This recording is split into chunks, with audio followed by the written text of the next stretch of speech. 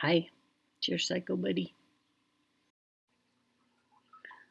Electroconvulsive therapy is a last ditch sort of treatment for medication resistant depression, suicidality that won't go away no matter what medications you're on. Um, it also is used to stop hallucinations, which for me it succeeded very well at the stopping hallucinations part. The depression and suicide part, not so much. The way that it works is you, um, there's this famous movie called One Flew Over the Cuckoo's Nest where Jack Nicholson gets his brain fried. That's the popular understanding of how it used to be. It isn't that way now. It's highly refined.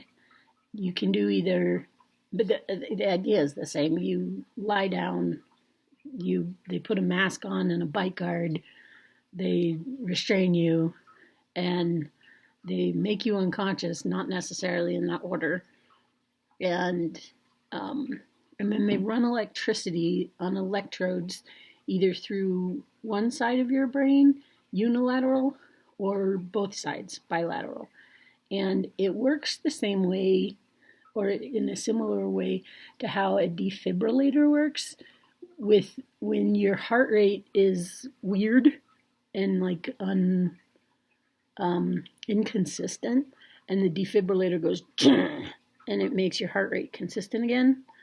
um, the and electroconvulsive therapy, when you're really depressed, your brain literally goes dark. Like you can tell from fMRIs, there's no glucose consumption.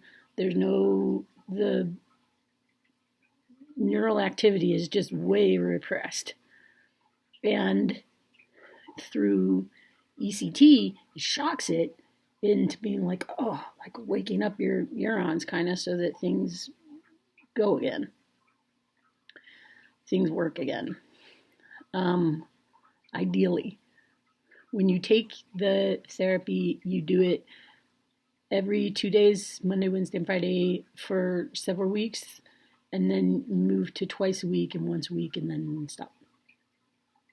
Um, I did about 30, which is a lot, more or less. Usually doesn't take people that long because my hallucinations stopped at the very first zap, but the suicidality didn't. Um, how it feels is, or what to expect. You go in and um, they put you on an IV that has painkiller, anti nausea, and other magic juice. And then they wheel you into a little room. And if you're lucky, they make you unconscious before they put on the bite guard and a mask.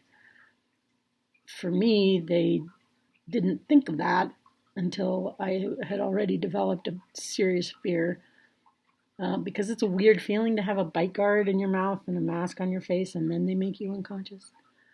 And then after they make you unconscious, you wake up. And that's it.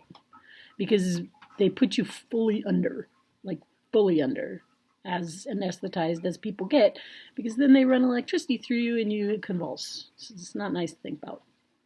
But it worked, um, like I said, immediately to stop the hallucinations.